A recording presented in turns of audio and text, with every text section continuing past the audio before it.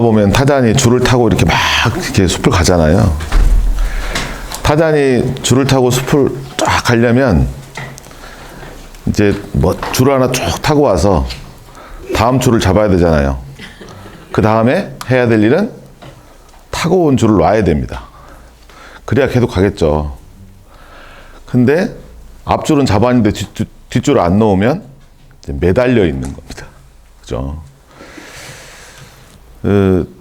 제가 그 얘기를 드리는 가장 큰 이유는 뭐냐면, 우리가 갖고 있는 생각들, 이제까지 우리가 경험했던 일들 있잖아요. 경험했던 일들이 다 뒷줄이에요. 내가 타고 온 줄. 근데 이제 새로운 줄이 이제 앞에 있어. 잡았어. 그럼 뒷줄을 놓을 줄 아는 용기가 있어야 돼요. 그래야 앞으로 가서 새로운 것도 볼 거잖아요.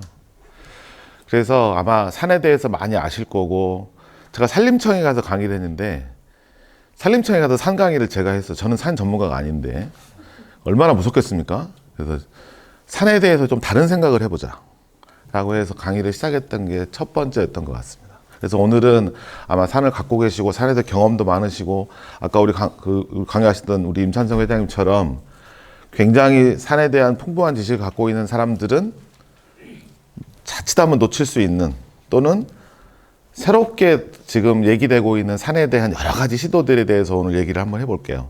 그래서 오늘은 내가 산에서 나오고 있는 나무를 활용하고, 뭐 산에서 나는 작물을 활용하고 이렇게 하는 것도 좋겠지만, 산이라는 것이 갖고 있는 얼마나 많은 풍부한 상상력들이 있는가, 뭐 이런 얘기를 좀 해볼게요.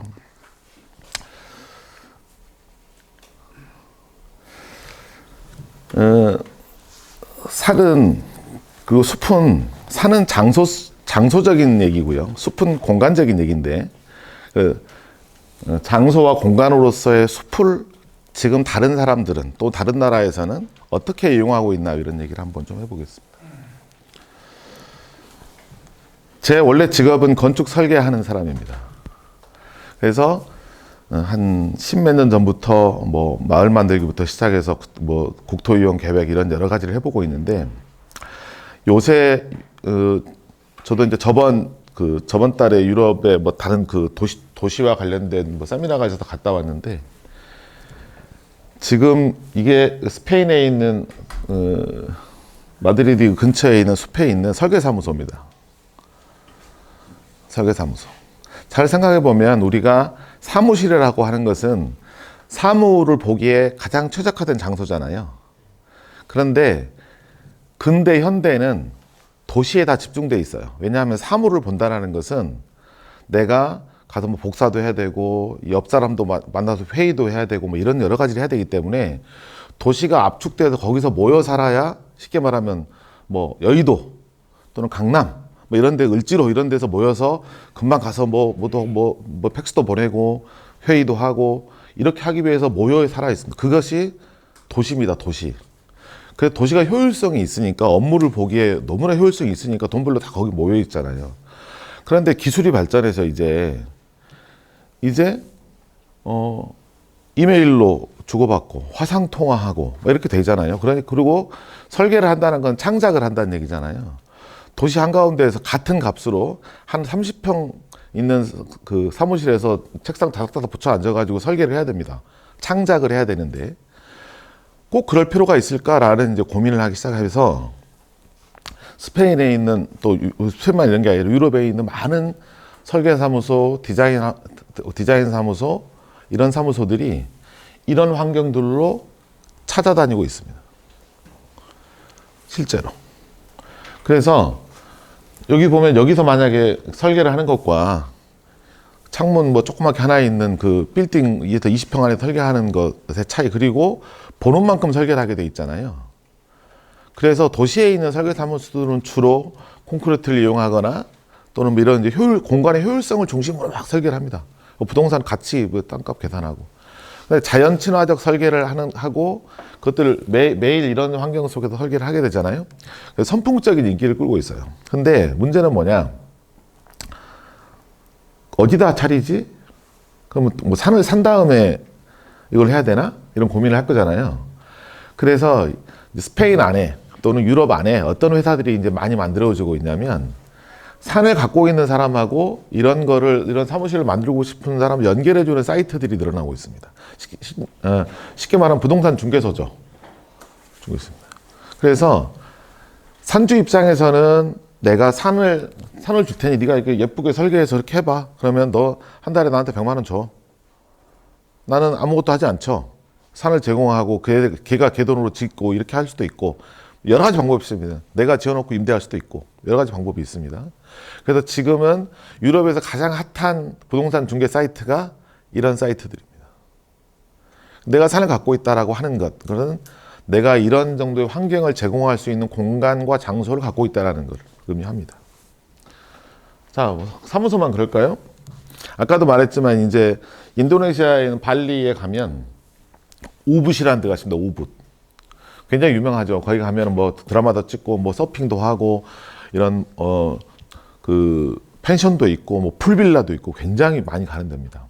그런데 가면 이거는 대표적으로 후붓이라고 하는 허브입니다. 그러니까 쉽게 말하면 네트워크 허브 같은 데예요. 카페입니다. 아까 말한 워케이션 센터 있죠. 그것의 관광지 버전이에요. 여기에 가면 어떻게 하면 여기에 이제 이렇게 일하고 있습니다. 그러면 얘들은 이제 이렇게 일을 하다가 낮에는 서핑을 하고 요가를 하고 수영을 하고 이런 일을 하다가 오후 늦음하게 모입니다. 세계 각지에서 개발자들, 디자이너들 이런 사람들이 모여 있어요. 그러니까 젊은 친구들, 우리 MZ세대 이런 친구들이 모여서 놉니다. 이건 작은 규모고요. 큰 규모는 한 300명, 400명 정도가 모여 있습니다. 그게 꽤 여러 개가 있습니다. 그러면 일하는 패턴이 뭐냐? 여기 있는 친구가 A라는 친구가 포르투갈에서 온 친구라고 쳐요. 근데 웹 개발자야. 근데 자기가 뉴욕에 있는 누구한테 수주를 받았어. 그럼 여기 공지를 띄웁니다. 내가 어떠어떠한 프로젝트가 6개월짜리 프로젝트가 있는데 나는 웹 개발자고 웹 디자이너 2명이 필요해. 그러면 이 네트워크 안에서 나 그거 할 수 있어. 이렇게 합니다. 그렇게 해서 그러면 어떻게 하면 그러면 생활 패턴, 라이프 스타일이 뭐냐? 서핑하고 이렇게 놀다가 저녁에 와서 하고 또 여기서 만나는 자기들끼리 개발을 한 다음에 또 저도 이메일로 보내고 수주하고 이렇게 합니다. 그러고 나서 얘들이 집단적으로 또 호주에 갑니다. 우리랑 그 반대잖아요. 겨울하고 여름이. 그러니까 스키 타면서 또 이거 합니다. 그러니까 전 세계에 이런 식의 네트워크형 카페들이 수백 개, 수천 개가 생기고 있습니다. 그런데 어디 생기냐? 경치 좋고, 공기 좋고, 놀기 좋고, 쉬기 좋은 데 생깁니다. 근데 이것도 그러면 어떻게 지었냐? 산주가 지었냐? 또는 땅 갖고 있는 사람이 지었냐? 그렇지 않습니다. 그런 것들을 원하는 것들이 있으니 이 땅을 나한테 빌려주세요. 그래서 거기를 유명하게 만들어줍니다. 1년이면 수천 명이 왔다 갔다 합니다. 그래서 우리나라도 이제 쉽게 말하면 제주도, 강릉 이런 데 생기기 시작했습니다. 그런데 이게 관광지형이 있는 거고 관광지형이 아니고 우리가 만약에 내가 NC소프트라는 그 게임 개발사예요. 앞으로 3개월 동안 새로운 게임을 개발해야 되는데 이게 뭐 용인이나 저기 신갈에 있는 빌딩 안에서 개발할 거냐? 아니다. 한 30명의 개발팀을 이런 데 보내서 압축적으로 3개월 동안 게임 개발도 시키고 이렇게 해야 되겠다 라고 생각해서 이런 데를 보내는 데가 있습니다. 우리나라도 그런 팀이 꽤 많습니다. 제주도에 있는 좀 괜찮은 펜션들은 그렇게 해서 장사하는 데가 꽤 많아졌습니다. 그건 뭐냐? 똑같습니다. 관광지가 아니어도 됩니다. 공기가 좋은 뭐 이런 곳에 압축적으로 우리 팀이 전속으로 쓸 수 있는 공간을 주면 우리가 1년에 몇 천만 원을 드릴게요. 이런 식의 사무실들이 엄청나게 늘어나고 있습니다. 그걸 중개해 주는 데도 있습니다. 그래서 제가 앞으로 계속 말씀드리려고 하는 것 중에 하나가 그런 겁니다. 내가 이제까지 우리가 이제 타잔이 타고 온 뒷줄을 보면 나무를 어떻게 가꾸고 산작물을 어떻게 가꾸고 산에서 꿀을 어떻게 키워서 어떻게 마케팅을 해서 이런 것들이 우리나라의 임업으로 활용하는 또 트리하우스를 짓고 이런 것들이 이제까지 우리가 알고 있었던 산을 활용하는 아까 뭐 100가지 방법 이렇게 했지만 거기에 많이 들어있는 내용들입니다. 근데 이제 이게 우리가 뭐하고 만나고 있냐? 기술하고 만나고 있고 코로나하고 만나고 있고 기후위기랑 만나고 있고 여러 가지랑 만나고 있을 때의 임업을 활용하는 산을 활용하는 숲을 활용하는 방법들입니다.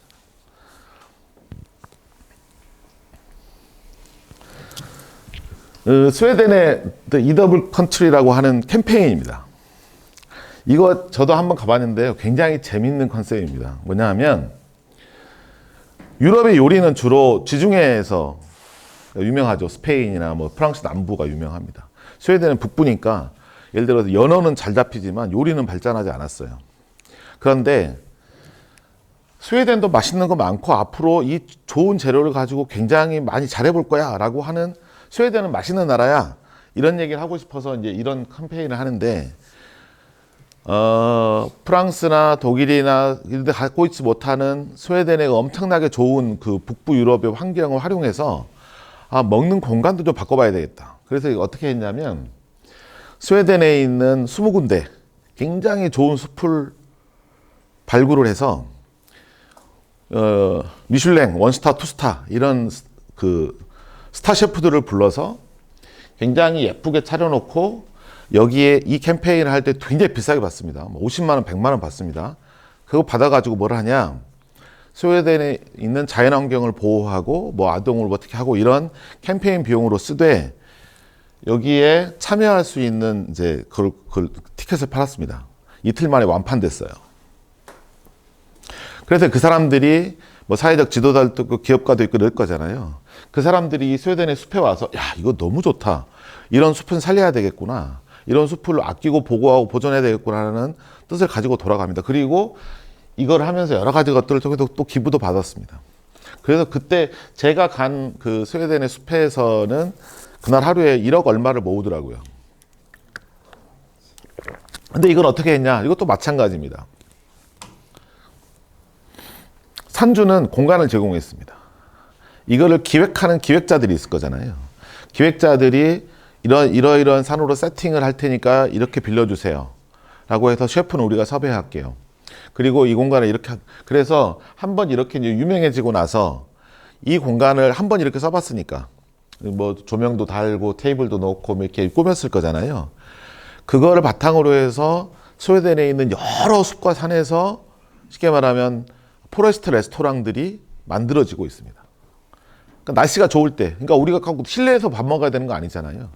날씨가 좋을 때, 봄이나 가을 이럴 단풍 좋을 때 이럴 때 이런 식의 형식으로 해서 가든 파티를 하고 자기들 뭐 교회에서 학교에서 사무실에서 파티를 합니다.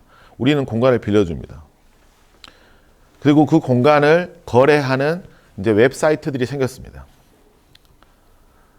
그래서 그러면 잘 보세요. 이게 파티를 할 수 있다. 이거는 이제 미국에서 하고 있는 결혼식 중개 사이트입니다.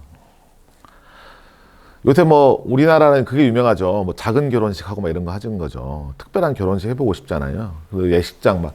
지금 제가 원래 건축을 한다고 그랬잖아요. 저도 이제 그 관련된 정책을 몇 개 하고 있는데 우리나라에서 제일 빨리 없어지고 있는 업종들이 있습니다. 공간적으로 봤을 때. 1년에 한 500개의 주유소가 없어집니다. 예식장이 거의 없어졌습니다. 왜, 뭐, 애를 낳아야 뭐, 결혼을 해야 뭐 결혼식 듣는 거잖아요. 인구도 줄고 있는데. 그죠? 조리원 이런 거 다 없어지고 있습니다. 그런데 미국에서도 마찬가지입니다. 이 그러니까 이런 회사가 많습니다. 이건 웨딩 회사의 사진인데, 미국도 굉장히 좋은 산과 자연을 많이 갖고 있잖아요.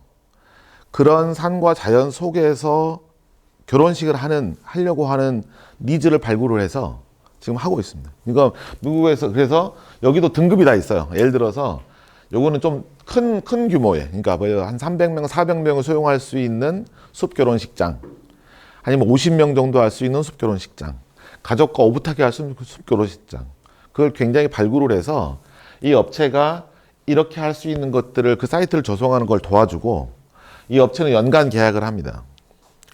이 산주하고 내가 이거를 1년에 한 50차례 이걸 할 거다.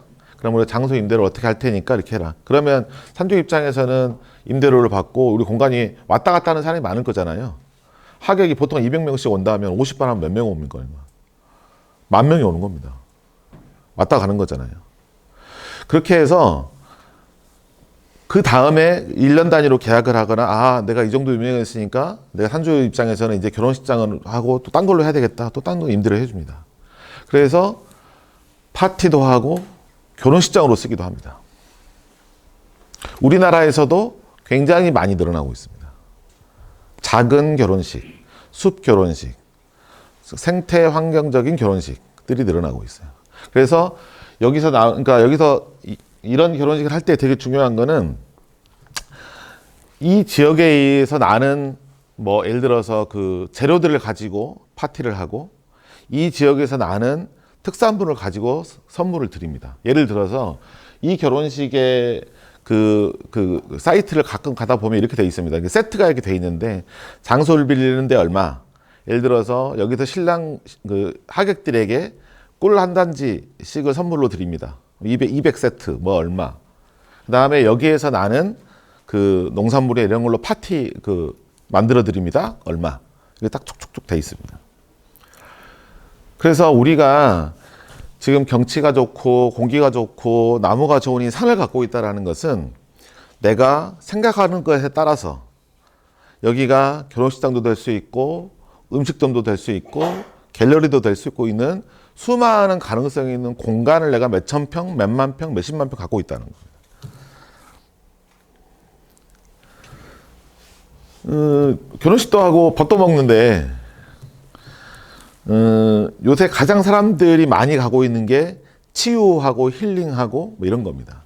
그래서 지금 일본에 있는 굉장히 유명한 건축가가 한 예배당입니다. 전남 신안에 가면 기점소학도라고 하는 섬이 하나 있습니다. 거기에 가면 딱 혼자 들어갈 수 있는 이제 그 예배당 또는 이렇게 기도할 수 있는 곳을 한 20개 만들어 놨습니다. 그래서 순례자의 섬이라고 하는 컨셉으로 해가지고 거기 배가 미어 터집니다. 가서 그러니까 바닷가 방파제 딱 끝에 가 있는 그 하나, 숲에 이렇게 예쁘게 있는 하나, 폐교에 어디 있는 하나, 그걸 다 지도에 찾아다니면서 순례하고 경치 즐기고 이렇게 하고 돌아오는 일정입니다. 딱 하루 정도 딱 돌면 딱 좋은 코스입니다. 1박 하고 옵니다. 그래서 그동안 발견하지 못했던 섬 여행 또는 숲 여행 또는 힐링 여행에 뭐 이런 것들 하고 있는데 지금 우리나라도 이런 식의 그 힐링의 장소 또 예배당 뭐 기도할 수 있는 공간들을 숲 안에 만들어서 거기서 편지도 쓰고 사색도 하고 이런 프로그램들을 상당히 많이 운영하고 있습니다. 제일 많이 하는 데는 제주도고요. 상당히 많이 하고 있습니다. 이거는 돈도 많이 들지 않습니다. 왜냐하면 험악하면 험악할수록 좋거든요. 뭐 콘크리트 타고 가서 기도하는 게 아니니까. 그래서 내가 갖고 있는 숲이 우리가 뭐 속리산, 뭐 제주도, 뭐 설악산처럼 뭐 수려한 경치가 아님에도 불구하고 가능한 건 이런 겁니다. 우리가 오늘 국립공원 같은 데 가서 꼭 해야 되는 건 아니거든요. 내가 아주 안정적으로 사용할 수 있는 어떤 공간적인 것들을 우리 취향에 맞게 만들어서 그걸 활용하는 여러 가지 수단들이 있습니다. 근데 그걸 또 마찬가지입니다. 이것도 내가 할 거냐? 아닙니다. 이런 것들을 기획해주고 만들어주고 연결해주는 프로그램들을 운영하는 기획자들이 늘어나고 있습니다. 오늘 제가 반복해서 말씀드리는 건 아마 그럴 겁니다. 여러분들이 내 땅에서 내가 할 거야 라고 하는 것은 개인의, 쉽게 말하면 옛날 우리 엄마 아버지들 그랬죠. 동업하면 망한다. 동업하지 마라. 내가 내 땅에서 내가 해볼 거야 라고 하는 걸 하면서 이제 사서 고생이 시작됩니다. 내가 다 해야 되니까. 근데 이제는 그런 게 아니라 네트워크하고 협업하고 더 잘할 수 있는 사람들을 초대하는 과정으로 바꾸라는 겁니다. 그래서 이런 것들을 기획해 줄 수 있는 사람, 파티를 기획해 줄 수 있는 사람, 웨딩을 기획해 주는 사람을 내가 갖고 있는 땅에 초청을 하는 거예요. 초대를 해서. 같이 하자. 너는 너대로 돈을 벌고 나는 나대로 내가 갖고 있는 땅과 산의 가능성을 높여보자.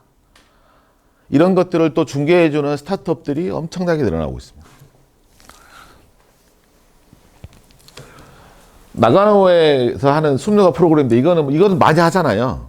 이거 제가 소개해 주는 이유는 뭐냐면 나가노에 있는 숲을 가지고 있는 산주하고 나가노에 있는 호텔 브랜드하고 협업한 내용입니다. 이제 호텔이라고 하는 게 옛날에는 이렇게 돼 있잖아요. 뭐 저층부에 이렇게 조금 연회장이 있고 뭐 레스토랑이 있고 호텔이 쭉 올라가 객실이 쫙 있고 제일 위에 뭐 레스토랑 하나 있고 이런 게 호텔입니다. 그렇게 해서 거기서 충분히 했는데 이제 시간이 좀 들러가고 소득이 높아지고 다양성이 높아지니까 이제 그런 호텔은 별로 인기가 없습니다. 리조트형 호텔, 공기 좋은 데 가려고 하잖아요. 그런데 이미 내가 그런 호텔을 운영하고 있어, 저 도심에. 근데 이런 데들은 더 대안이 없습니다. 경쟁력이 없어요. 그러니까 나가로 있는 호텔들이 어떻게 하고 있냐. 이런 숲을 가지고 있는 산주들하고 연계를 해서 우리 호텔의 프로그램 중에 하나로 당신의 산을 이용하겠다. 그 대신 우리가 얼마를 주고 어떻게 하겠다. 그래서 그 숲을 그래도 호텔급이잖아요. 호텔에서 손님들이 와서도 쾌적하게 산책할 만큼의 투자를 호텔이 합니다. 그리고 30년, 20년 계약권, 그러니까 이용권을 계약을 합니다. 그러면 내 입장에서는 산을 예쁘게 만들어주는 돈은 호텔이 낼 거고, 그리고 나한테 안정적인 수익을 해줄 거고, 그 외 시간에는 내가 쓸 거고, 내가 또 다른 프로그램 운영해도 되고 거고. 이렇게 해서 상생 모델을 만들었습니다. 그래서 나가노에서 이게 되고 나서 도쿄, 교토 뭐 이런 데가 다 그 도심 안에 있는 도시명 비즈니스 호텔들이 숲을 갖고 있는 산주들하고 연결해서 프로그램들을 운영하는 것들이 일반화되고 있습니다. 그러니까 옛날에 호텔에 들어오면은 뭐 이렇게 짐 날라주고 이렇게 뭐 팩스 대신 보내주고 하는 게 비즈니스 호텔이었는데, 이제는 비즈니스 호텔이면 여기 와서 쾌적하게 주무시고 아침에는 그 호텔 버스로 쫙 산에 가서 한 시간 요가 선생님하고 같이 요가 쫙 하고 와서 비즈니스 하세요. 이런 서비스를 합니다. 그래서 아까처럼 개인의 기획자들하고 연결하고 있지만 우리가 하는, 예를 들어서 잘 생각해 보세요. 이게 된다는 얘기는 병원하고도 된다는 얘기죠. 이게 되고 나서 도쿄에 있는, 교토에 있는 병원들이 또 숲하고 연결해서 숲치유, 숲치료, 교정하는 프로그램들을 운영하고 있습니다. 그래서 여러분들이 내가 산을 갖고 있고 얘가 이걸 가지고 어떻게 안정적으로 돈을 벌어볼까, 안정적으로 이걸 경영해 볼까 할 때 지금 사회적으로 필요한 내용들을 어떻게 연결할 것인가. 만약에 잘 생각해 보세요. 우리 뭐 괴담군 산림협회가 충북에 있는 호텔 경영인 협회랑 이렇게 뭘 맺었어, MOU를 맺었어.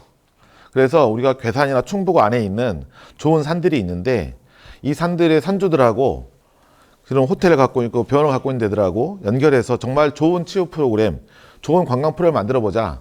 우리가 장소를 제공할 테니 네가 돈을 제공하고 여기에 조성하는 비용은 충북도나 괴산군이 좀 돼서 잘 조성해 보자 라고 하면 그게 상생 모델일 거잖아요. 그거를 일본은 하고 있습니다.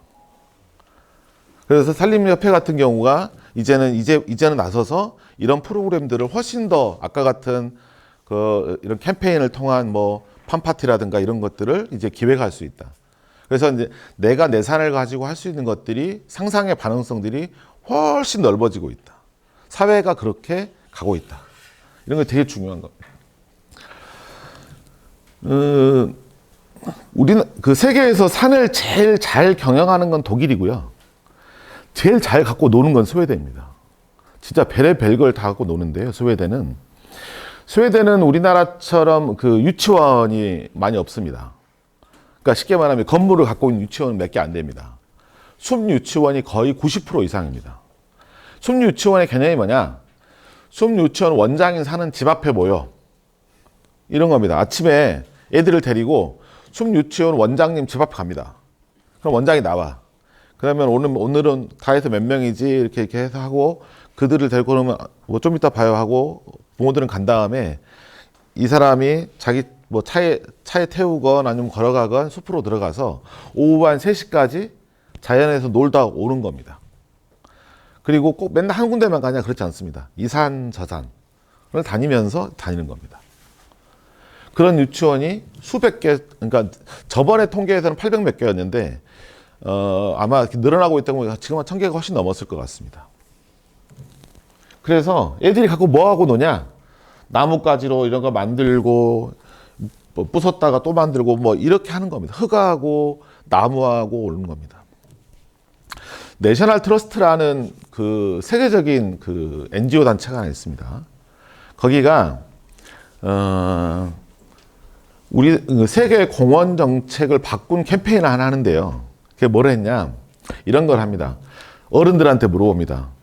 우리 애가 12살이 되기 전에 꼭 했으면 좋을 것 같은 행동이 뭐냐? 라고 물어봤어요. 50가지를 발견을 했습니다. 그래서 우리 아이들이 점점 도시에서 살고 자연에서 멀어지고 건강은 나빠지고 아토피만 생기고 있는 그런 와중에 한 캠페인이에요. 그래서 이제 할아버지들, 할머니들, 아저씨들, 그러니까 그 시대를 살아온 사람들한테 물어봤어요. 1등이 뭐가 나왔을 것 같습니까? 꼭 해야 될 체험, 그리고 몸놀이 이런 거. 1등. 예? 예. 그것도 한 5등 정도 됩니다. 2등이 언덕에서 구르기예요. 언덕에서 굴러보는 경험. 이거를 도시에 사는 아이들은 상상할 수 없는 거죠. 우리 옛날에 뭐 비료포대 갖고 이렇게 막 했던 그런 것처럼. 1등. 자, 2등이 언덕에서 구르기야. 1등. 여러분들이 제일 잘 아는 겁니다. 많이 해봤던 거. 여자분들은 잘 못하고 남자들은 했다가 많이 다치는 거. 그렇죠. 나무에 오르기. 1등입니다. 1등. 이거를 영국에 있는 내셔널 트러스트라는 데가 어마어마한 10몇만 명인가를 해가지고 이거를 갖고 영국에 있는 공원 관리를 하는 그러니까 의회랑 찾아갑니다. 봐라. 국민들이 이렇게 얘기한다. 그래서 영국의 공원법이 바뀝니다. 우리나라는 지금도 공원에 가면 써 있습니다. 나무에 오르지 마세요. 잔디를 밟지 마세요.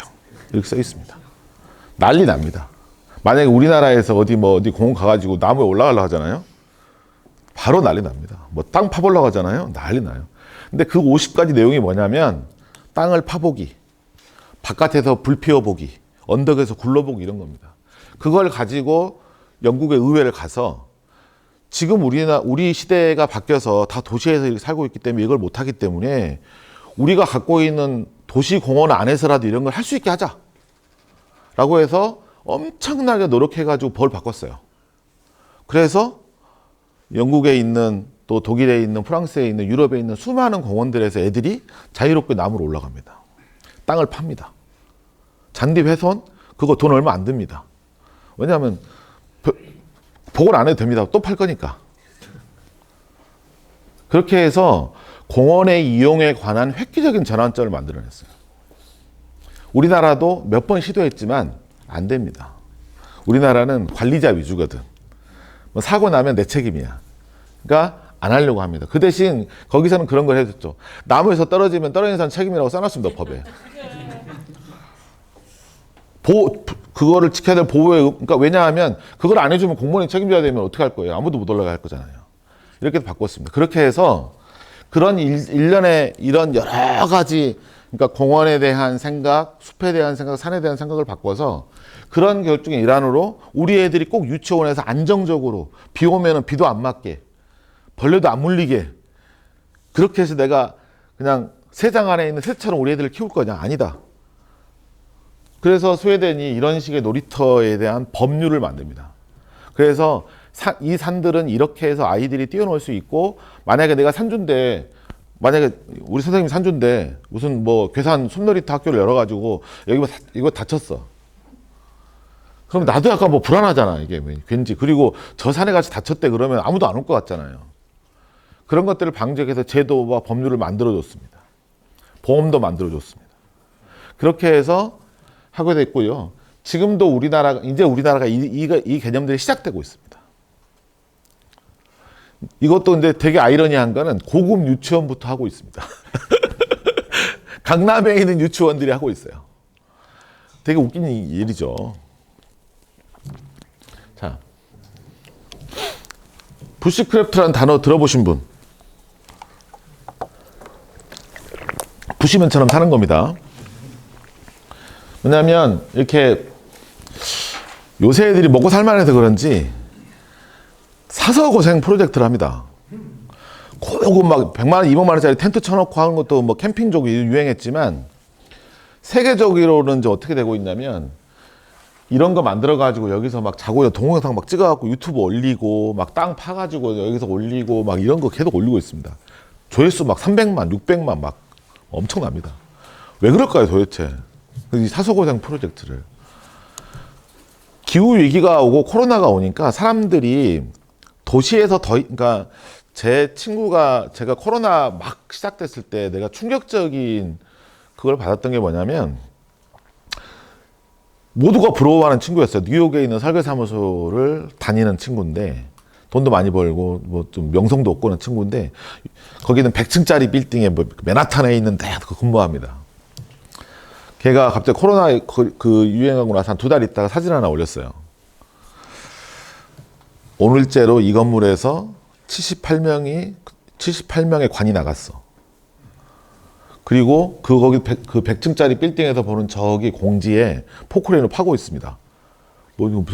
저 사진이 뭐냐면 뉴욕의 장례 문화를 감당할 수가 없어서 임시 묘지를 만들고 있는 겁니다. 그게 뉴욕입니다. 그러니까 그런 거 뭐냐면 이제는 이 기후위기 시대에 도시라고 하는 것이 압축적으로 모여서 토지를 어떻게 해보려고 100층짜리까지 올려가지고 그렇게 했던 게 선진적이었고 대도시였고 로망이었고 뭐 이런 거였는데 이제 그 사람들이 전부 다 이렇게는 안 되겠다. 이런 삶은 아니야. 라고 해서 나가기 시작했습니다.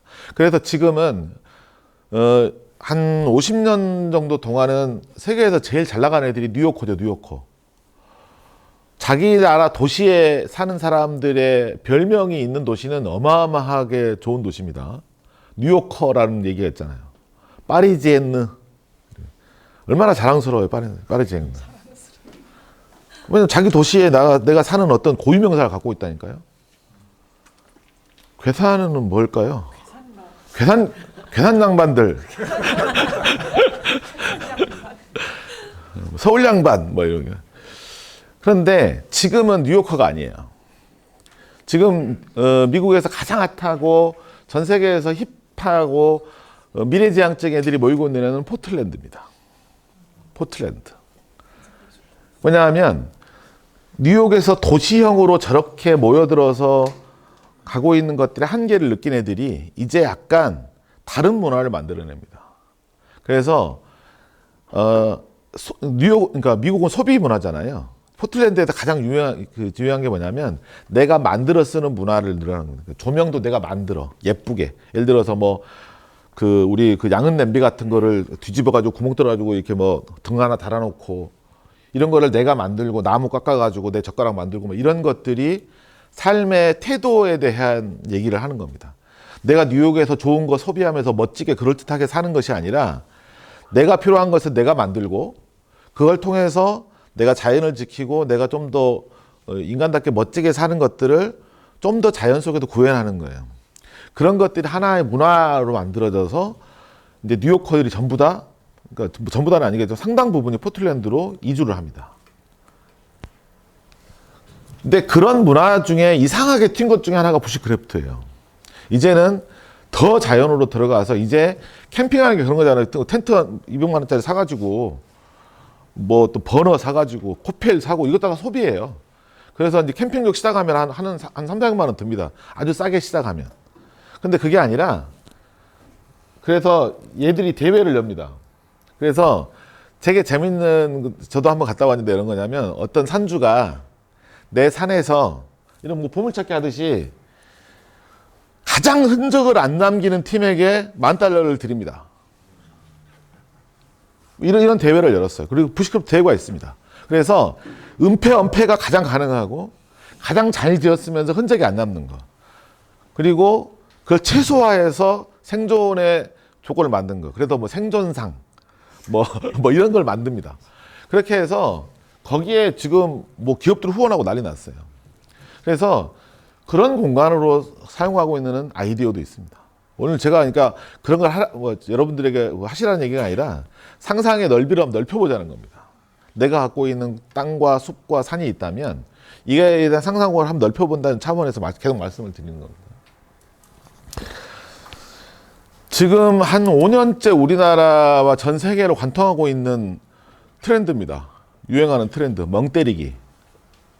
멍때리기라는 단어를 한 번도 안 들어보신 분도 있겠지만 우리나라도 대회를 열고 있습니다. 한강에서 하는 멍때리기 대회가 그 상금도 제일 높고 제일 유명합니다. 매년 우승자는 학생입니다. 그러니까 이게 입시에 지친 중고등학생들이 아무것도 안 하고 멍 때리기, 그러니까 멍 때리기도 그 채점표가 있습니다. 눈빛이 흐려야 돼요. 그리고 삶의 의지가 없어 보여야 돼. 막 이런 것들이 있습니다. 그래서 진짜로 탁 하고 멍 때리고 있는 겁니다. 오래 버텨야 됩니다. 그래서 올해도 아마 중3 여학생이 아마 우승했던 것 같은데, 걔는 뭐래도 할 겁니다, 나중에. 근데 지금은 모든 멍 때리기의 앞에 이제 뒤에가 다 멍을 붙입니다. 불멍. 캠핑족들 불 딱 켜놓고 아무것도 안 하고 불만 보고 있습니다. 진짜로. 몇 시간 동안. 심지어 그 불멍만 보여주는 유튜브가 막 조회수 100만이에요. 남이 뗀 불을 내가 보고 있습니다. 물멍. 강가에 앉아서, 바닷가에 앉아서 하루 종일 보고 있습니다.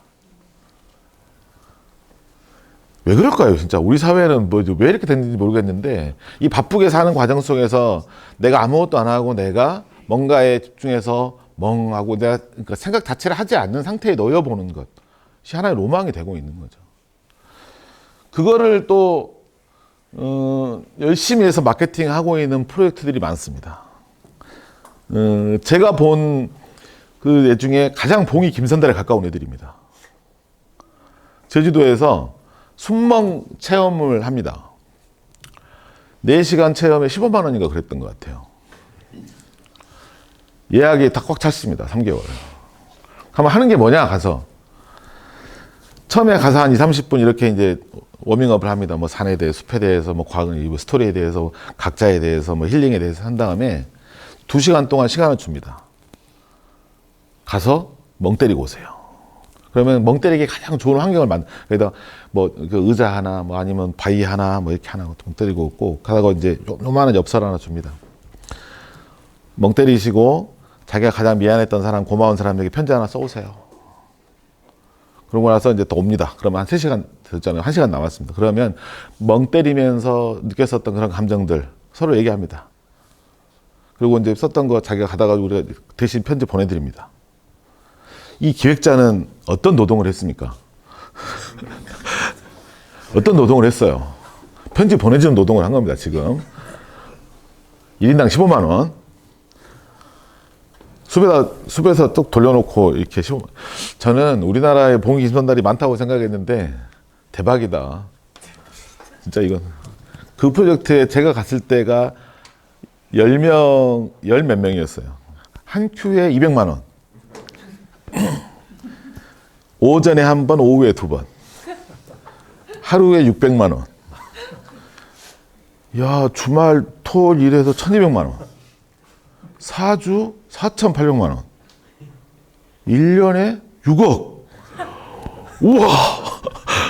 이거 해야 되겠다. 이런 생각을 했어요. 근데, 물론 잘합니다, 아주. 그러니까, 어둠 속의 대화라는 그 연극이 있습니다. 굉장히 유명한 연극인데요. 암흑 속에 들어가는 겁니다. 아무것도 안 보이는, 눈앞의 것도 안 보이는. 그러니까 암흑에 들어가서 나하고 대화를 해보는 뭐 이런 거. 그런데 어쨌든 가서 보고 있으면 이 사람이 이제 숲을 하나씩 그러니까 저는 봉이 김선달도 약간 노력을 하는 걸 생각했던 게 뭐냐면 순멍을 하기에 되게 좋은 장소를 조그맣게 계속 만들고 있었습니다.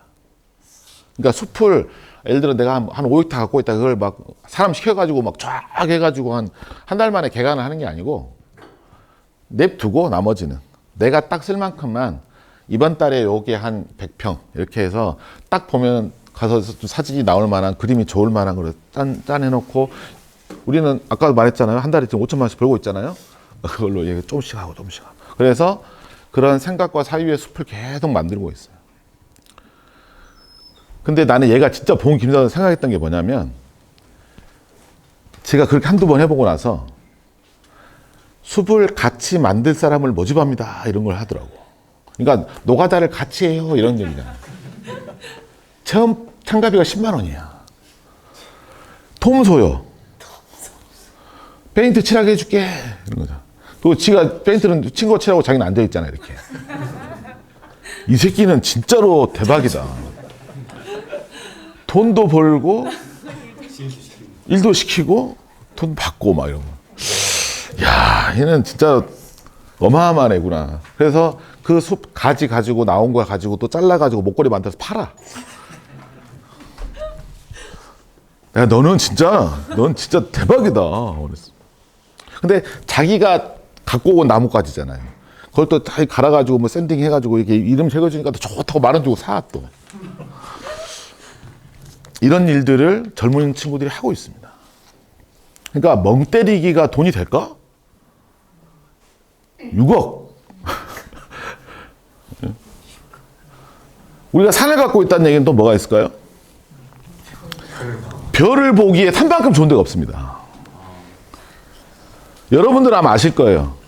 시골에 사는 재미 중에 하나, 그리고 그것 중에 하나가 가로수 꺼지고 저기 약간 그 금음대나 이럴 때, 어느 날씨 좋을 때, 미세먼지 없을 때 딱 봤는데 우와 했던 경험 있잖아요. 근데 산에 가면 더하죠. 평지에 있을 때보다 훨씬 더합니다. 이제 별멍은 이제 이 우리나라도 캠핑족들이 여러 가지 진화를 해서 이제 백패킹족들이 엄청나게 늘어나고 있는데요. 별멍, 성지 이런 것도 자기들끼리 알아서 다 올립니다. 막 어디 가면 뭐 성지가 있는데 거기 가서 뭐 9월 말에 가면 안 좋고 10월 좀 언제 가라 막 다 있습니다. 날씨 보는 법, 뭐 기상청에 가서 어디를 봐라 다 공개해 놓고 장소 그 도장 깨기 같은 걸 합니다. 근데 우리는 별멍을 하기에 가장 좋은 걸 갖고 있어요. 산을 갖고 있어요. 높이를 갖고 있고 주변에 아무것도 가로등이 없어. 시커멓잖아요. 그래서 우리나라에서 이 별명하는 또 이게 백패킹하는 애들을 모아가지고 이분도 산주인데 이 산주는 자기 산이 헐벗은 산이야. 볼품이 없어. 이걸로 1년에 몇 억씩 벌입니다, 지금. 왜? 나무가 몇 개 없다는 얘기는 땅이 넓다는 얘기잖아요. 텐트 치기 좋다는 얘기야. 텐트 치기 좋아. 그리고 난 국립공원이 아니야. 불 피우세요. 내 산이잖아. 그러니까 내가 약간 조성해 놓고 우리나라에서 백패킹에서 불 피울 수 있는 데 몇 개 안 됩니다. 근데 나는 이제 등록을 해놔. 그래서 너 야영장으로 등록해 놓고 이렇게 할 수 있어. 그리고 나무 안 심어도 되잖아. 그러니까 내 산의 조건을 역이용으로 이용한 거야, 이 사람은. 나 진짜 그 사람은 내가 대박이라고 생각했습니다. 산이 헐벗었어. 근데 애들이 와서 그 사이사이에다가 빨간 텐트, 파란 텐트 이렇게 쳐놓고 한 10개 해놓고 자기들끼리 사진 찍어서 인스타, 걔들이 홍보대사야. 많이도 안 받아. 2만 원, 3만 원씩 받아. 근데 나는 아무것도 안 해. 내가 하는 게 없잖아요. 와서 치세요잖아. 전화해도 받아주고 2만 원 주라. 그러면 받으면 되고. 그리고 그 문화가 뭐냐, 백패킹 문화. 뭐가 있냐면 내 쓰레기 내가 가져가기 문화가 있거든요. 흔적을 아예 안 남깁니다. 진짜 아무것도 안 남겨. 백팩 그거 받은 구멍도 메꾸고 간 애들입니다. 싹 정리하고 갑니다. 이런 사업이 어디 있어요? 홍보해주지, 돈 주지, 청소해주지, 관리해주지. 그래서 몇천만 원씩 팝니다. 그러니까 내가 꼭 설악산처럼 제주도처럼 어마어마한 풍광과 막 100년짜리 소나무와 이런 걸 가지고 있어야만이 내가 좋은 산을 갖고 있나 이렇게 생각하지 않는 거예요. 내가 어떤 산을 갖고 있는 것의 종류와 크기와 특성과 상태에 따라 여러 가지 상상이 가능한 겁니다. 실제로 우리나라도 이거 엄청나게 늘어나고 있습니다. 앞으로 어마어마하게 더 늘어날 겁니다. 그래서 요새 일본이 환율 싸잖아요. 우리나라 백패커들이 전부 다 일본에 가고 있습니다. 일본은 불을 피울 수가 있거든. 그리고 싸요. 그러니까 그래서 우리나라 일본을 매개 살리고 있는 게 우리나라 지금 사람들한테 건강해 주는 거잖아요. 싼 맛에 가는 겁니다. 그러니까 이게 저도 50대가 넘어서 이제 이해는 잘 안 갑니다. 저는 일본이 선진국이라고 하는 시대를 오랫동안 살았는데 이제 싼 맛에 일본을 가니까 이게 이해는 안 가지만 어쨌든 우리나라가 안 되니까 일본을 가는 거거든요. 이제 이런 시대가 열리고 있고 산림청도 알고 있습니다. 그래서 우리나라 산림청은 산불 조심이 가장 중요한 거라서 이걸 계속 허가를 못 하고 있는데 그럼에도 불구하고 야영과 캠핑 산업 활성화에 대한 논의를 하고 있기 때문에 방법을 찾아낼 겁니다. 한번 생각을 해보십시오. 제가 직접 기획했던 것 중에 하나이기도 하지만 되게 좋았던 기획들입니다. 숲영화제, 숲에서 영화 보기. 숲에서 영화 보기. 그리고 숲음악회. 저는 이거에서 실패한 적이 없습니다. 모두가 좋아합니다. 진짜로. 남녀노소 모두가 좋아합니다. 피톤치드 가득한 데서 좋은 음악 듣고 좋은 영화 보고. 산이라고 하는 건 뭐냐면 주변에 민원인이 없다는 얘기예요. 잘 생각해봐. 도시는 민원인 천지입니다. 내 옆에 민원인이 한 3천 명이 살아요. 근데 내가 산을 갖고 있다는 얘기는 민원인이 없다는 얘기입니다. 그러면 내가 좀 떠들어도 되는 거, 좀 시끄러워도 되는 거, 조금 북적북적해도 되는 걸 내가 할 수 있다는 얘기잖아요. 그래서 산은 전시장이자 레스토랑이자 예식장이자 영화관이자 그럴 수 있는 겁니다. 그래서 내가 산을 갖고 있다는 얘기를 이제 다시 한번 생각을 해보는 거예요. 내가 산을 아까 말씀하셨던 소나무 맥구루, 삼나무 맥구루 이렇게 해서 이거에서 나오는 그 작물이 하면 얼마, 그래서 30년 영인이 해가지고 나무 잘라서 팔면 얼마, 이렇게만 생각할 게 아니라 내가 이러이러한 멋있는 이렇게 실루엣을 가진 어떤 산, 공기를 차단할 수 있는 숲으로 가득 찬 어떤 공간, 이런 걸 내가 갖고 있다. 그러면 내가 이걸 가지고 어떤 공간으로 상상해보고, 내가 만약에 상상력이 떨어지면 그 상상력을 발휘할 수 있는 사람들을 초대해서 네가 한번 기획해봐 라고 하는 겁니다. 그래서 저도 이런 숲 음악회나 숲 영화제를 저보고 뭔가 기획해달라고 가서 제대로 하기 전에 한번 시범으로 몇 개 해보자 라고 해서, 쉽게 말하면 산이 이렇게 있으면 요쪽 면이 있고 요쪽 면이 있고 요쪽 면이 있잖아요. 그래서 그 스크린을 여기다가 해서 세 영화를 동시에 상영을 해봤어요. 이쪽으로 앉아가지고 여기 50명, 여기 30명, 여기 100명 이렇게 해서 영화 감독들을 불러서 감독과의 대화도 하고. 감독들도 신나죠. 왜냐하면 이거 끝나고 고기고 먹을 거거든. 산이잖아요. 그래서 산에서 영화 보고 고기고 먹고 이렇게 하고 놀았어요. 밤새고 놀고 캠핑하면서. 너무 좋은 거예요. 한번 하자. 그렇게 해서 이거는 예를 들어서 그런 것들이 유행이 되더니 이건 급기야 이제 서울숲에서 한 힐링 영화제입니다. 이제는 이제 그 관공서들이 이제 이걸 하기 시작했죠. 우리는 뭐 하면 되냐? 우리 산에서 하세요 하면 되는 거예요. 우리 산에서 하세요.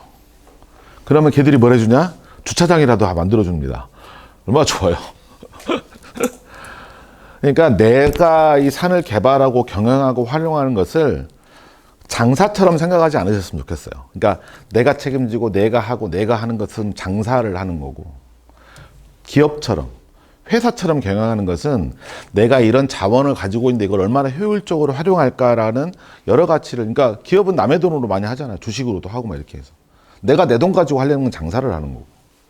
그래서 내가 몇 헥타르를 갖고 있다, 몇만 평 갖고 있다, 그런 공간과 이런 상상을 할 수 있는 상상력 풍부한 어떤 공간을 가지고 있는데, 이걸 어떻게 효율적으로 경영할까라는 고민을 관공사랑 할 수도 있고, 이런 기획자랑 할 수도 있고 할 수 있으니까, 그런 것들을 고민하는 것들이 산주분들이 이제 눈을 떠서 이제 조금 더 넓게 생각해 보시면 좋겠다라는 얘기를 계속 드리고 있는 겁니다. 자, 이제 장소로서의 공간도 이게 재밌지만, 또 이 산에다가 스토리를 입혀서 마케팅도 하고 재밌는 것들을 만들고 있는 사람들도 많습니다. 토마스 담보라는 이제 그 유명한 조각가입니다. 덴마크에 있는 코펜하겐의 옆에 있는 숲에, 거기에 이제 그 동화들이 많은 나라잖아요. 북유럽이나 이런 데가. 그 동화들에 나오는 것들을 이렇게 만들어 놨습니다. 이거 뭘로 만들었냐면, 이쪽은 다 그 목재 건축이 많잖아요. 목재 건축 폐기물들입니다. 목재 건축 폐기물들 여기도 다 태우거든요. 그런데 그럴 게 아니라, 우리 이제 여기도 마찬가지 고민입니다. 이 애들도 다 컴퓨터 갖고 놉니다. 하루 종일 게임하고 앉아 있습니다. 그래서 일단의 무리들이, 우리 아이들이 이렇게만 커서는 안 되겠다라고 생각한 사람들이 기획을 해, 예술가들하고 같이 해서, 우리가 갖고 있는 숲에 그냥 가서 경치도 좋고 피톤치도 나오고 좋지만 뭔가 얘기거리를 만들어 보자 라고, 그래서 동화에 나오는 것들을 만들어서 실제로 이 아이들, 여기 동네 주민들하고 같이 만든 겁니다. 이게 지금 계속 늘어나고 있습니다. 지금 원래는 한 10개 정도로 했었거든요.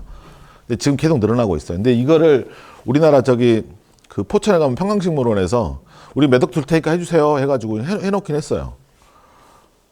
근데 그거는 스토리가 없이 그냥 이거를 그냥 사가지고, 그러니까 프랜차이즈 좀 사가지고 갖다 놓은 거고, 여기는 그런 스토리를 만들어서 그러니까 쉽게 말하면 이런 겁니다. 이게 누구네 집 헐면서 나온 거야.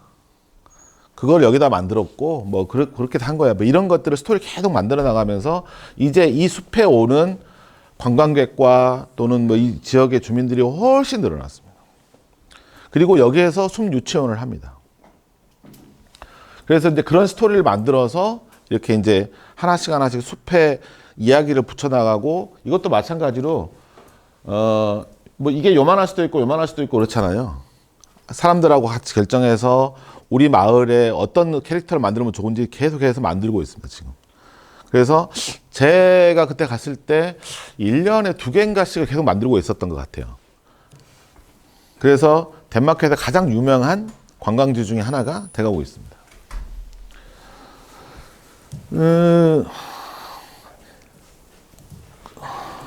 영상이 있죠. 이렇게 영화, 지금도 이거 이제 이렇게 하고 있는 거잖아요. 영상을 하고 있는 건데, 이건 이제 프로젝트라고 하는 건데, 프로젝션 아트라는 게 있습니다. 여기서 영상을 때려가지고 하는 건데, 그 제일 유명한 게 제주도에 가면 벙커, 뭐 빛의 벙커 뭐 이런 거 있잖아요. 그거를 하는 겁니다. 저도 이제 빛의 벙커 할 때 자문위원이었는데, 그것도 스토리가 있기 때문에, 그러니까 쉽게 말하면 군사기지로 쓰던 데를 문화기지로 쓰자, 뭐 이렇게 되면서 이렇게 한 건데요. 마찬가지로 이제 이런 것들도 아마존에 있는, 그러니까 그 필립 에사로라는 작가인데, 아마존을 무분별하게 개발하면서 아마존에 있는 원주민들을 다 죽이거나 또는 이주시키거나 하는 과정들에 대한 슬픔을 표현하는 이런 것들이었습니다. 옛날 여기 살았던 원주민들의 모습을 숲에 투영해서 하는 세계적인 전시를 한 겁니다. 그런데 이런 것들처럼 실제로는 이제 이런 것이 뭐 이런 이제 아픔을 전시하는 것도 있지만, 지금 일본이나 지금 독일 이런 데서는 숲에서 하는 프로젝션 아트, 미디어 아트 전시들이 굉장히 많이 늘어났어요. 그래서 이 숲을 영화관으로 쓰고 미술 무대로 쓰고 하는 것들이 굉장히 늘어나고 있습니다. 그래서 여기에 우리로 말하면 우리도 뭐 산과 숲에 대한 얘기 엄청나게 뭐 많잖아요. 도깨비도 있고 뭐 몽달 귀신도 있고 뭐 여러 가지가 많습니다. 그래서 그런 산에 대한 얘기들을 이렇게 엮어서 만들어서 이걸 하나의 아트로 만들어서 그것들을 계속해서 뭐 대회로도 만들고 하는 것들도 충분히 가능합니다.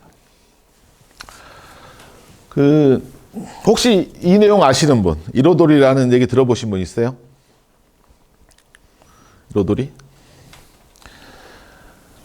기적의 나뭇잎이라고 돼 있잖아요. 이게 뭐냐면 쯔마모토라는 게 이제 우리 그 횟집 같은 데 가면 밑에다 깔아주는 거 있죠. 이렇게 나뭇잎처럼 깔아주는. 우리나라는 무슨 뭐 이상한 뭐 초록색 뭐 이렇게 뭐 플라스틱 깔아주고 뭐 대패 같은 거 하나 깔아주고 막 이러잖아요. 근데 원래 오리지널은 이런 겁니다.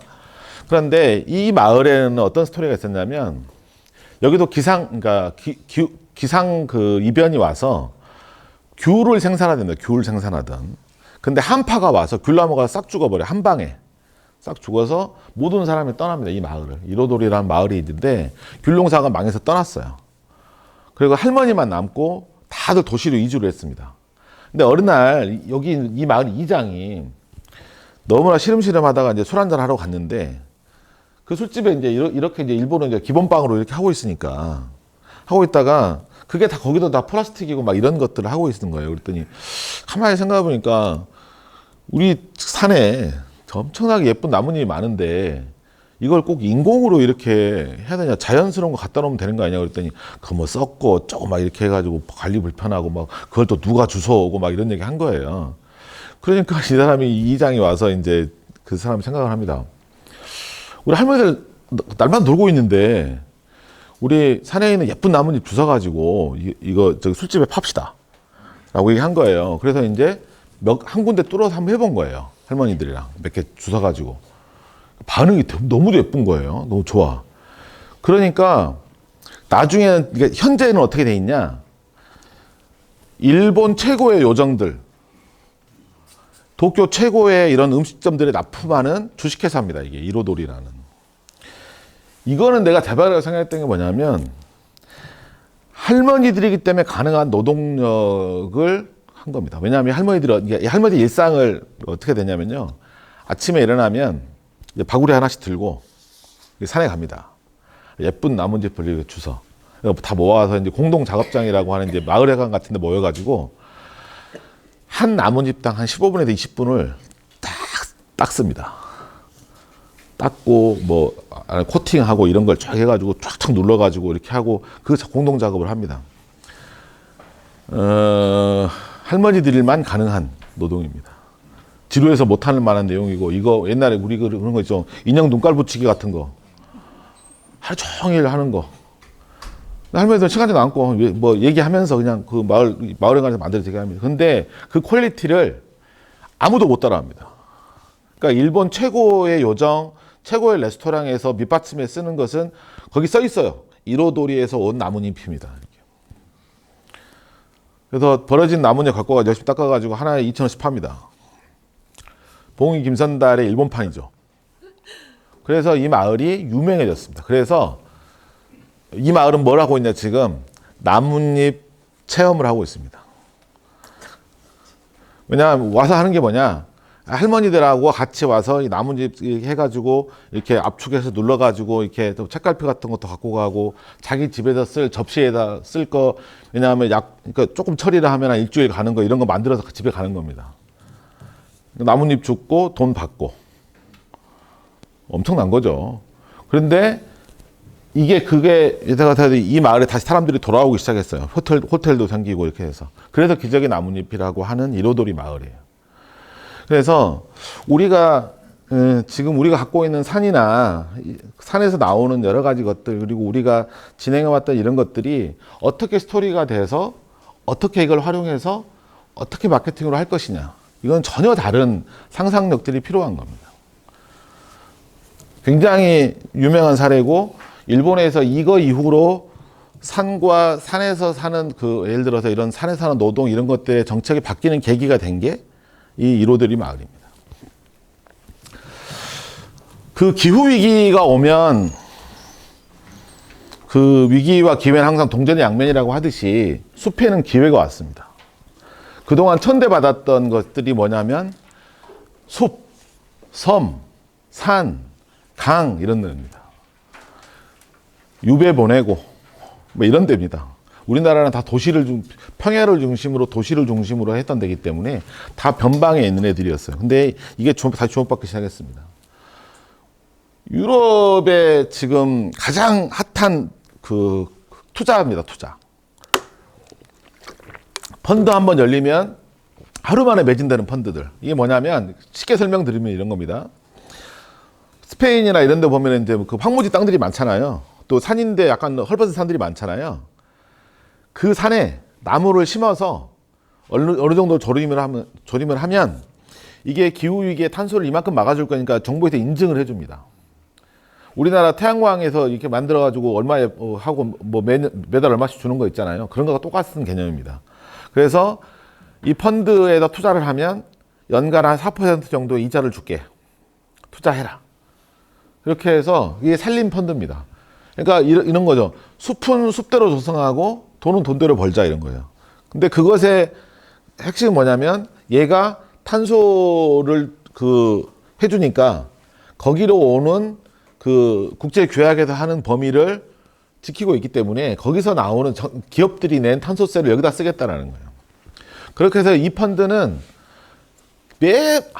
제가 보기에는 한 달에 한 몇 번씩은 나옵니다. 그러니까 예를 들어서 딱 규칙도 나옵니다. 그러니까 오스트리아 어느 지방에 이거 10만 평 할 건데 여기다 투자할 사람, 독일 어디도 숲에 할 건데 투자할 사람 이렇게 나옵니다.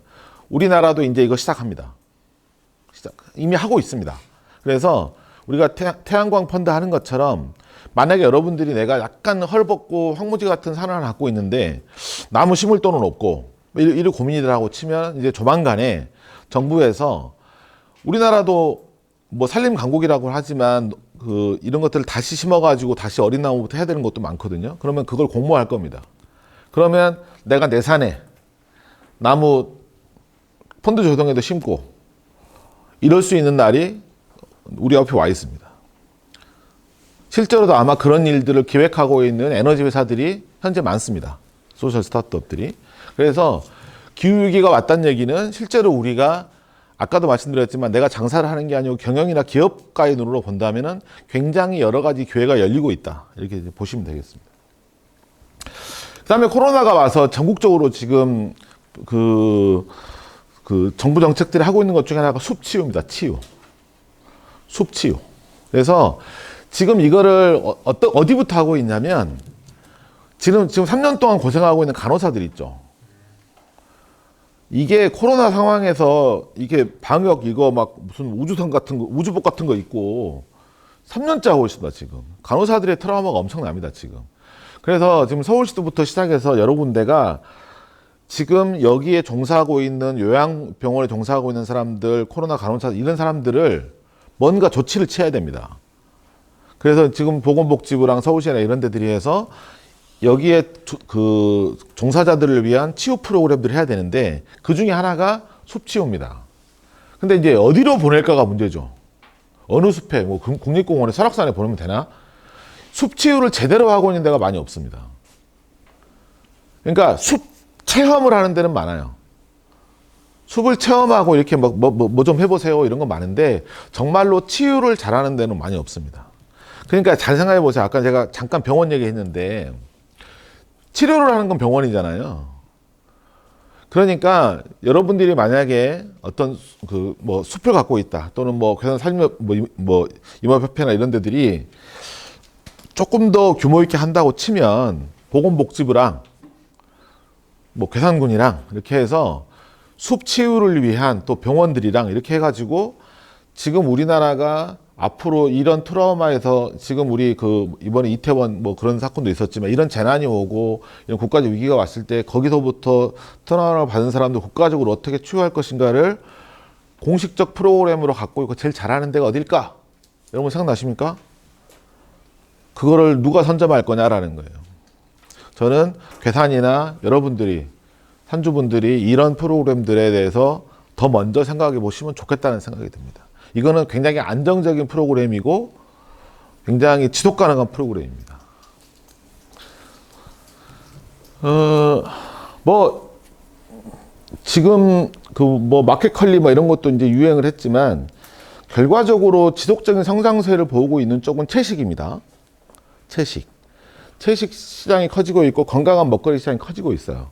그리고 재배한 거 말고 채취한 것이 인기가 많습니다. 여러분 또 회에 가면 회 먹으면 알잖아요. 양식 광어 2만 원, 자연산 광어 10만 원 이렇게 돼요. 그러니까 내가 재배를 하거나 이런 게 아니라 채취했다라는 거 하는 것은 이제 어마어마한 브랜딩과 마케팅이 됩니다. 내가 산을 갖고 있다라는 것, 그러니까 우리가 농사하고 임업하고 다른 것 중에 하나가 농사는 재배를이라고 생각을 하는 거고요. 일반적으로. 산에서 하는 것은 채취하는 것다라는 것을 개념이 많습니다.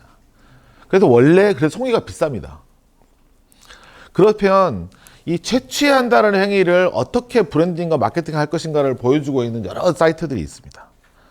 그래서 그런 것들도 잘 활용해 보시면 좋겠다는 생각이 듭니다. 근데 마지막으로 이 미디어와 뭐 이런 시대에 숲을 어떻게 활용하고 있는지를 제가 몇 가지만 사례를 들어볼게요. 슬로우 TV라는 게 있습니다. 슬로우 TV. 느린 TV. 이 중에서 전 세계에서 화제가 된 그게 뭐냐면 여기 노르웨이에서 뭐 스웨덴 여기 왔다 갔다 하는 산이 막 이런 산을 가로지르는 기차 앞에다가 카메라를 달아 놓습니다. 그리고 이 TV는 하루 종일 그걸 보여줍니다. 멘트도 하나 없습니다. 그냥 계속 보여줍니다. 시청률 1위입니다. 시청률 1위. 그러니까 아까 부시크래프트처럼 땅 파고 노는 거에도 돈을 쓰고 뭐 이런 것처럼 사람들이 이제 막 연예인들 나와서 떠들고 뭐 하고 이거 싫으니까 탁 틀어놓고 일하다가 딱 보면 풍경이 좋아. 됐고 또 있으면 보면 바다 보이고 좋고 하루 종일 틀어놓는, 그러니까 우리로 말하면 BGM, 백그라운드 뮤직 이런 건데 BGM처럼 깔아놓는 TV. 그래서 이게 인기를 하고 나니까 이제 그래서 이 슬로우 TV에 들어가 보시잖아요. 그러면 아까 말했던 게 다 나옵니다. 불멍 TV. 하루 종일 모닥불 보여주는 거. 가장 특이했던 거는 뜨개질하는 것만 한 4시간 보여주는 거. 그리고 어떤 어린아이가 그림 그리는 거를 위에서 찍어가지고 한 몇 시간째 보여줍니다. 그런 거. 그러니까 멘트가 필요 없고 이런 거고 그런 건데 그 중에서도 증거 아이돌 1등은 이겁니다. 이 어마어마한 풍광을 보여준다라는 거예요. 근데 제가 이 말씀을 드리는 이유들이 좀 있는데 라이브 웹캠 월페이퍼라는 게 있습니다. 이제 이런 사람들 다 컴퓨터 갖고 있잖아요. 이게 뭐냐면 전 세계에 있는 각지에 있는 CCTV가 있잖아요. 파리 에펠탑 앞에 있는 CCTV, 뭐 알래스카에 있는 CCTV 이런 데들의 화면을 사오는 겁니다. 그래서 내가 그러면 내가 무슨 뭐 바르셀로나의 거리를 보고 싶어. 그럼 찍으면 나옵니다. 그래도 바르셀로나를 한동안 틀어놓고 있어요. 요새 MZ세대들이 유행하는 겁니다. 왜냐하면 자기는 일주일 있다가 자기 가지고 온 2년 동안 털어서 바르셀로나를 갈 거거든. 바르셀로나 그 CCTV가 돌아가고 있습니다. 아무 일도 안 됩니다. 그것만 보고 있습니다. 그런 것처럼 이제 발전된 이 네트워크망을 활용을 해서 이걸 보여주고 있습니다. 그런데 그 중에서 재밌는 것들이 있어요. 뭐냐면 360도 포레스트 캠 이런 것들도 있습니다. 그러니까 내가 산과 숲을 가지고 있는데 내가 내 산에다가 이게 360도 돌아가는 카메라를 설치해 놨어. 내 개인적으로는 약간 CCTV 같은 거지만 유튜브로 전송하면 컨텐츠가 되는 거예요. 그런데 거기 안에 막 멧돼지도 보이고 막 이런 게 나오는 겁니다. 신기하게도 조회수가 몇천 개씩 돼요. 사람들은 참 특이합니다. 그런데 실제로 지금 그 일본이나 미국, 태국 이런 데에서는 자기 숲에다가 이걸 걸어서 그러니까 자동으로 여기 보여줬다 저기 보여줬다 하는 것들을 해서 그걸 월페이퍼로 팔고 있는 사람들이 늘어나고 있습니다. 그리고 심지어는 뭐 또 늘어나고 있냐? 농투버, 어투버, 농사 짓고 고기 잡는 거를 보여줘가지고 농사 짓고 고기 잡는 보다 훨씬 돈을 더 많이 벌고 있는 사람들이 있어요. 근데 이거는 돈을 버는 게 중요한 게 아니라 정보를 교환하고 댓글로 해서 뭐 교류하고 하는 겁니다. 실제로도. 그리고 지금 태국에 아마 그 1등 중에 하나가 유튜버 1등 중에 하나가 자기 농사 짓는 거 하루 종일 틀어주는 그 유튜버예요. 자기 농사 짓는 거 틀어주는. 그러니까 내가 지금 아까 이런 월페이퍼 이런 것처럼 내가 산을 갖고 있고 숲을 갖고 있다. 이런 것들은 장소로서도 컨텐츠로서도 스토리로서도 어마어마한 가능성을 갖고 있다. 그래서 제가 오늘 말씀드리고 있는 건 그런 거예요. 처음에 말씀드렸던 것처럼 우리가 타잔이 타고 온 뒷줄을 우리가 잘 압니다. 임업, 산림, 농작물, 벌, 꿀 이런 거. 근데 우리가 갖고 있는 우리가 더 많은 가능성을 놓고 있는 앞줄도 있다. 근데 뒷줄을 꼭 던지라는 얘기는 아니에요. 타잔이 계속 앞으로만 가지는 않으니까 갔다 오기도 하고 그러잖아요. 여러 줄을 잡아보시라. 여러 가능성들을 생각해 놓고 산이라고 하는 것이 어마어마한 가능성을 갖고 있다라고 하는 것들의 생각을 더 넓혀 보신다는 측면에서 제가 말씀을 계속 드리는 겁니다. 그래서 저도 이제 이런 정책이나 기획을 많이 하고 있지만 진짜 제가 개인적으로 놀라는 건 저는 국토부를 지금 20년째 건설교통부일 때부터 가고 있는데 진짜 놀랍습니다. 우리나라에서 변방이라고 했던 산, 강, 섬 이런 것 때문에 지금 싸움이 일어나고 있어요. 서로 가져가려고. 국토부는 지가 갖고 가겠다고, 환경부는 너 왜 아무리 신경 안 쓰다가 이제 와서 그러냐, 이건 내 거야 이러고 있습니다 지금. 그 와중에 농림부가 나타나서 자 조용히 해. 이건 다 농림부가 이때까지 애쓴 땅들이야 이러고 있습니다 지금. 그거는 이제는 국토이용 관점이 확장이 돼가지고 육지나 평화주용 중심으로 해서 도시 중심으로 해서 뭐 건설, 중국 이런 거 이제 안 된다. 우리도 선진국형으로 가야 되니까 우리가 갖고 있었던 이런 삼면이 바다고 이런 백두대간을 갖고 있고 강이 천지고 이런 것들을 활용해서 이제 진짜 선진국형 사업 서비스 모델로 가야 된다. 이런 걸 하고 있는 겁니다. 아까도 말씀드렸지만 산은 장소적 개념입니다. 백두산, 속리산 이런 거 하는 장소적 유일성을 갖고 있는 거고 숲은 공간적으로 이런 공간성을 갖고 있습니다. 그래서 여러분들이 내가 산주다라고 하는 것은 그런 장소적인 스토리와 이런 것들도 더불어서 그런 풍부한, 아까도 말씀드렸잖아요. 산이 풍부하면 풍부한 대로 쓰고 나무가 없으면 없는 대로도 활용할 수 있어요. 별 보는 장소로 쓸 수도 있고 여러 가지 쓸 수 있습니다. 그래서 이런 산과 숲으로의 가능성들을 훨씬 더 넓게 좀 생각하셨으면 좋겠다. 제가 아까도 우리 임찬성 회장님이 잠깐 언급하셨던데 농림부에 아주 그 획기적인 변화가 있었습니다. 농림부의 1번 과는, 가장 선임과는 농업정책과입니다. 농자 천하지 대본. 그래서 농업정책에서 우루과이 라운드부터 시작해서 쌀, 마늘 이런 거 하겠습니다. 바뀌었습니다. 농촌정책과로. 이거는 농림부가 만들어지고 나서 가장 혁신적인 변화입니다. 비슷한 것 같죠? 농업과 농촌은. 농업은 업을 관리하는 겁니다. 농사를 관리하는 거고, 농촌은 농촌이라고 하는 지역을 관리하는 걸로 바뀌었습니다. 우리나라의 정부 부처는 다 부문별로 되어 있습니다. 정치, 경제, 사회, 문화 이런 것처럼 문화관광부, 농림부, 해양부, 이렇게 복지부 이렇게 바뀌었습니다. 그런데 유럽연합부터 시작해서 어떻게 바뀌고 있냐? 장소 중심으로 바뀌고 있습니다. 그러니까 이렇게 쭉 만들어 놓은 이런 이제 부문별 토대 속에서 어떤 도시가 여기에서는 경제에서는 요거, 복지에서는 요거 갖고 와서 우리가 살고 있는 도시에다 요렇게 할 거야 라는 결정권을 중앙정부가 가지고 있는 게 아니고 이제 자치단체들이 가지기 때문입니다. 내가 선택하는 거예요. 내가 관광을 중심으로 갈지 복지를 중심으로 갈지는 이제 지역이 선택하는 방식으로 바뀌고 있습니다. 우리나라도 그렇게 돼가고 있습니다. 그 얘기는 무슨 얘기냐? 장소를 누가 권한을 갖고 있냐? 결정 권한을. 그러니까 이제 농림부와 국토부와 지자체와 산림청과 환경부의 일대 격돌의 시대로 접어든 겁니다. 서로 질 것 같거든. 산림청은 산은 내 거야 이러고 있잖아요. 근데 국토부가 야 국토야 이거는 너 조용해. 너 불이나 꺼. 이렇게 하면 조용해지는 겁니다. 근데 농림부가 여기서 나오는 일자리는 다 우리 거 이렇게 지금 싸우고 있던 겁니다. 그래서 농림부가 농촌정책과를 선점해서 가고 있는 겁니다. 이 얘기를 드리는 이유는 뭐냐면 아까도 말씀드렸지만 우리가 임업, 산림 그리고 산에서 나오는 작물이라고 하는 근본적인 데서 빨리 벗어나서 산이라고 하는 장소를 내가 갖고 있다. 숲이라고 하는 공간을 갖고 있고 내가 이걸 어떻게 효율적으로 활용할 것인가에 대한 것을 이제는 산주분들이 더 적극적으로 고민했으면 좋겠다. 그리고 여러분들을 도와줄 기획자들, 여러분들과 하고 같이 하면 좋을 것 같은 컨텐츠를 갖고 있는 사람들을 연결해서 고민해 보셔라 라는 얘기입니다.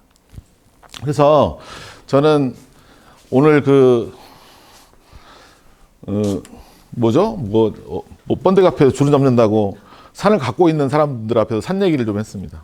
좀 부끄럽기도 한데 어쨌든 저는 이제 기획하는 일을 하고 살면서 이런 기회가 우리나라에 오고 있는 게 너무 좋습니다. 이러기 쉽지 않거든요. 환경 지키면서 돈도 벌면서 지속 가능하면서 재미있으면서 할 만한 일이 많이 없습니다. 그런데 우리가 산에서 숲에서 뭘 한다는 얘기는 이런 기후위기 시대에 그런 여러 가지를 한꺼번에 할 수 있는 굉장히 좋은 기회가 우리 앞에 놓여 있고 그 결정권을 갖고 있는 것들이 여러분들이잖아요. 산주가 하겠다는데 이건 되게 중요한 겁니다. 그래서 여러분들이 앞으로 그런 상상력들을 더 많이 발휘하시고 그럴 수 있는 주변과 자꾸 네트워크 하시고 혼자 다 하려고 정말 개고생하지 마시고 주변하고 같이 하시면 좋겠습니다. 예, 고맙습니다. 예.